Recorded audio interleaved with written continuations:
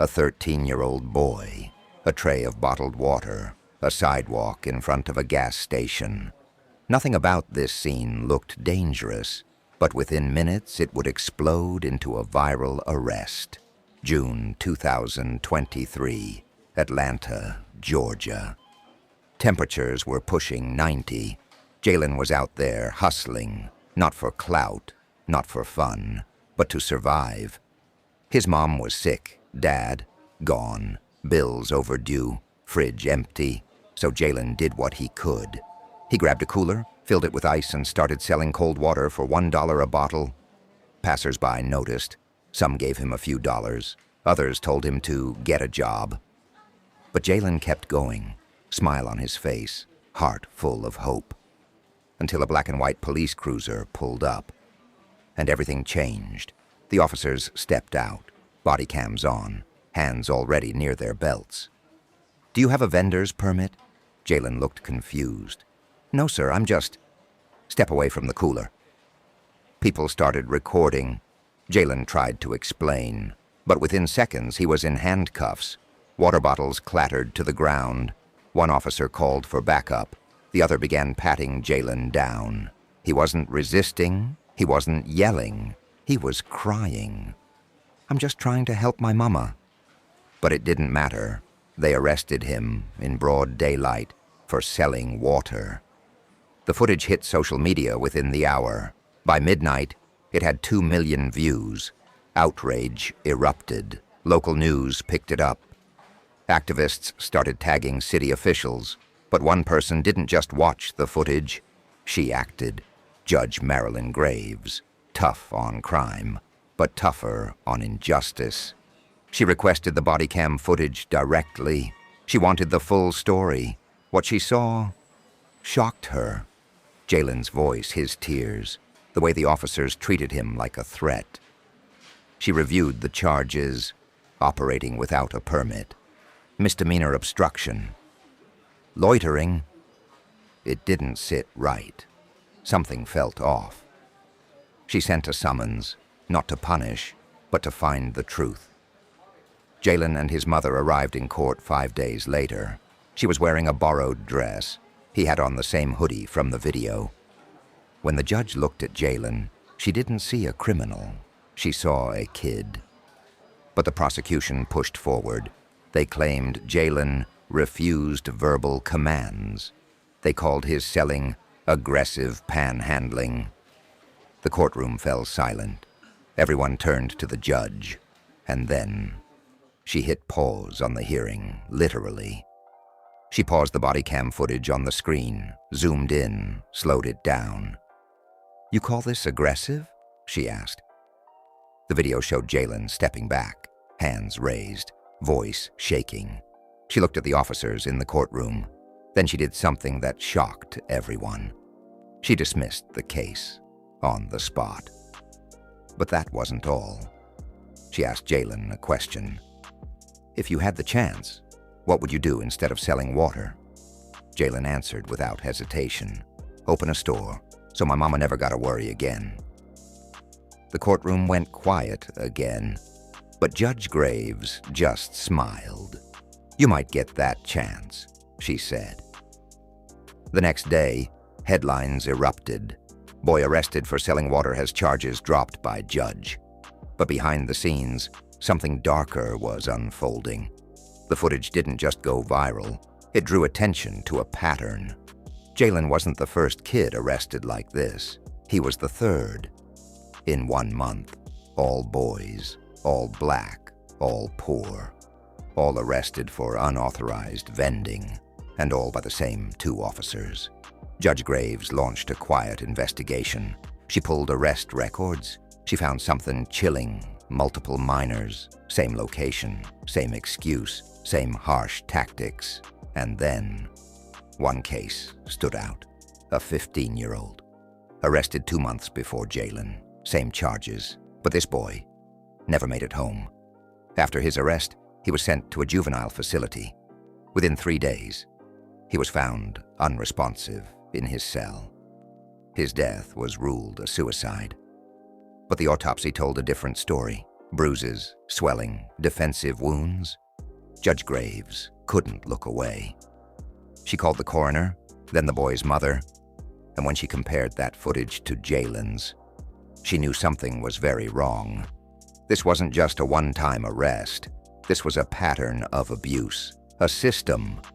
But before she could go public, before she could open an inquiry, her chambers were broken into.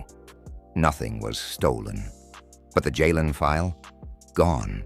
The next morning she received a warning, no sender, just a plain white envelope. Inside, a single photo of her car, parked outside her home, taken the night before. No note, no explanation, just fear. Someone was watching, and they wanted her to stop.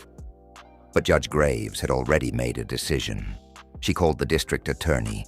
She was ready to open an investigation. And then her phone rang. It was Jalen's mother. Breathless. "Judge, Jalen's gone." She froze. "What do you mean, gone?" "I got up to make breakfast. His bed's made. His shoes are here." But the front door was open. Graves's hand tightened around the phone. "Did he say anything last night?" "We prayed and went to bed." "Did anyone come by?" "No, but yesterday I thought I saw a car parked outside for too long. It was dark blue, maybe black. I didn't get the plates." Judge Graves was already reaching for her coat. "Call 911. I'm coming." 20 minutes later, she was standing in Jalen's small, dim apartment. Nothing was broken, no signs of a break-in. But the energy was off. Something sinister lingered. The officers at the scene took her seriously. Word had spread. The judge was digging into something deeper than a vending arrest.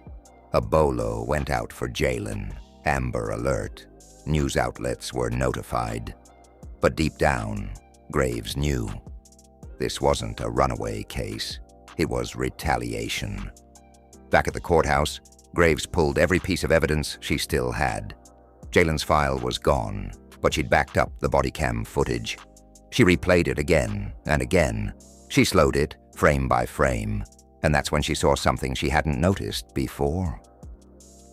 In the background, far behind the scene, a dark SUV.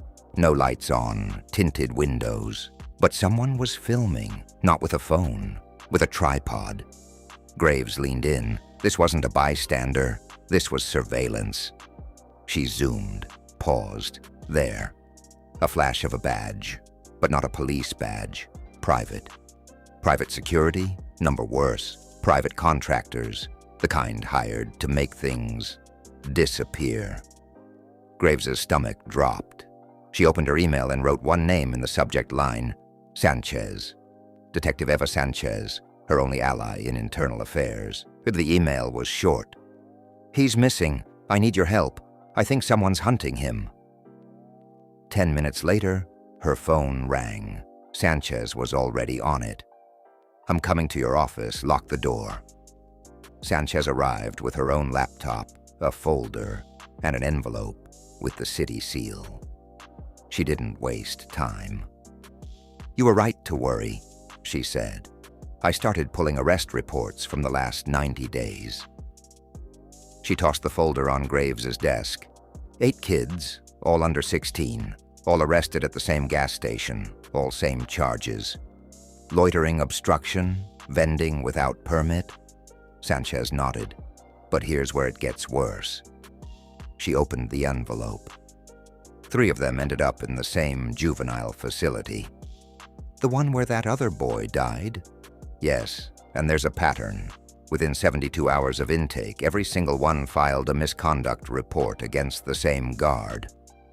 She slid over the name. "D. McLean. Ex-military. Hired 6 months ago. No prior experience with juveniles." Graves scanned the files. All complaints were dismissed. All kids transferred. 2 went home. 1 disappeared. Not listed as released, not transferred, just gone. "You're telling me a kid vanished from custody and no one asked questions?" Sanchez leaned closer. "Judge, this goes higher than either of us thought. McLean isn't just a guard. He used to work for a federal contractor, Redstone." Graves blinked. She knew that name. Private prisons, international deals, shady practices. They'd been sued multiple times, settled quietly. And now he's running intake on underage black boys. Sanchez pulled up a security feed from a week ago. A guard walking Jalen's block, late at night, not part of standard patrol. It was McLean, holding a clipboard and wearing gloves. Graves didn't wait. "We need to go to the facility." Sanchez hesitated. "There's something else." She opened another file, footage from a local convenience store, timestamp, 3:48 a.m. day. Jalen vanished. There, Jalen, walking fast. Behind him, that same SUV.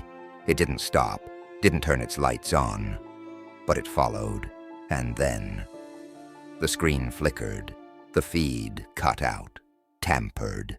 They arrived at the juvenile facility just after noon. Sanchez flashed her badge. Graves showed her credentials. The warden looked nervous, said McLean was off-site. "Convenient," Graves muttered. They demanded to see the intake logs. Staff resisted, so Graves made a call directly to the DA. 10 minutes later, the logs were in her hands.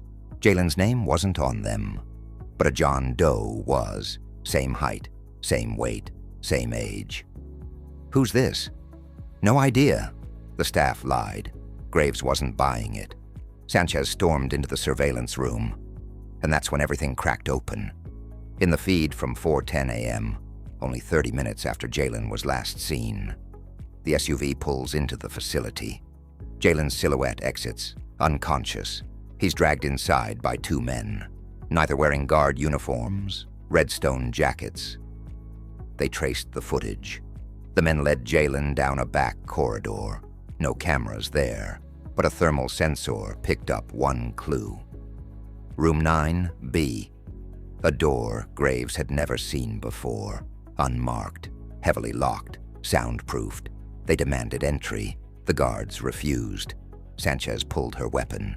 "Open it, or I will." The warden gave in. The door creaked open. The room was empty. Except for one thing, Jalen's hoodie, folded on a chair. Next to it, a small audio recorder. Sanchez hit play. Jalen's voice, scared. "I didn't mean to make trouble. I was just trying to help my mom. Please, please let me go." And then, a second voice, one they hadn't heard before.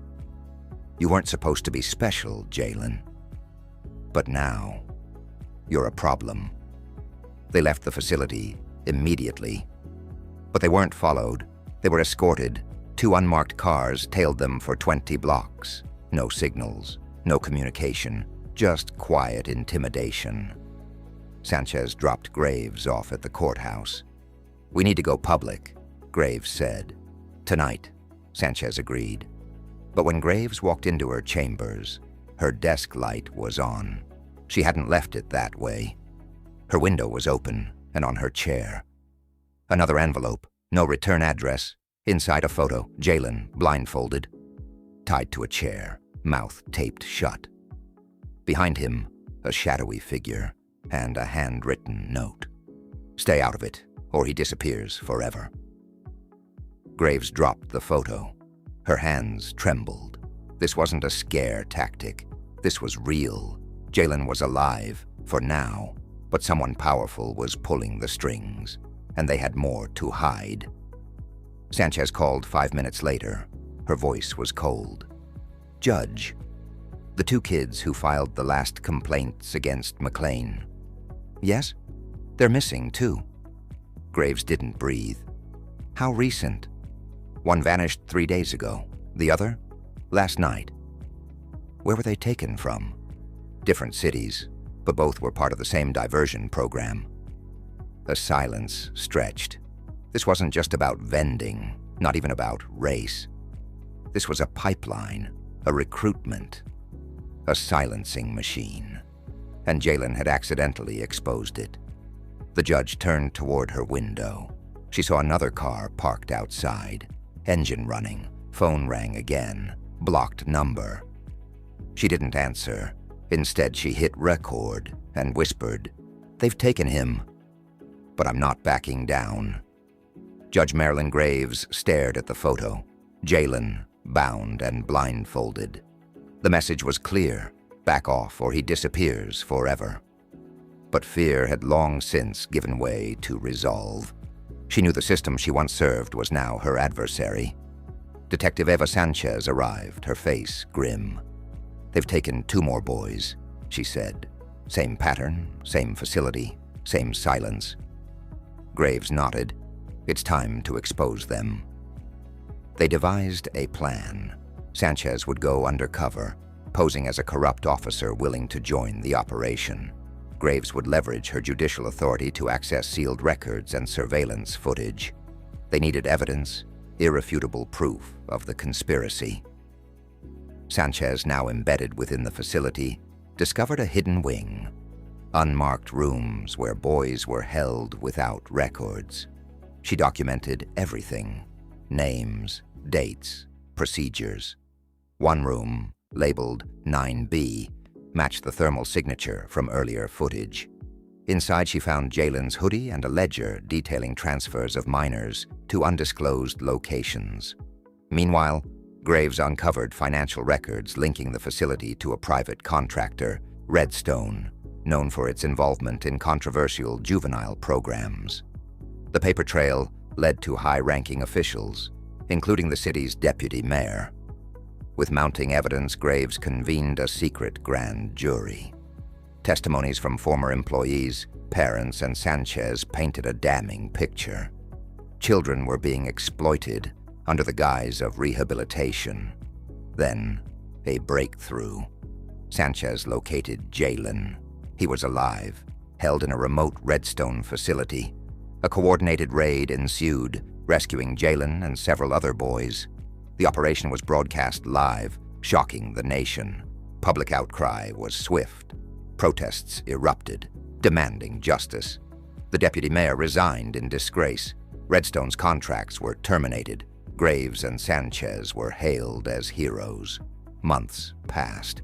Jalen had returned home, but he was not the same boy. He barely spoke those first few weeks. Nightmares gripped him. Loud noises made him flinch. But his mother never left his side. Neither did Judge Graves or Detective Sanchez. The community came together like never before. A local carpenter offered to build shelves. A retired teacher volunteered to tutor Jalen and help him catch up in school. Donations poured in from across the country. People moved by his courage, by his tears, by the raw injustice he had suffered.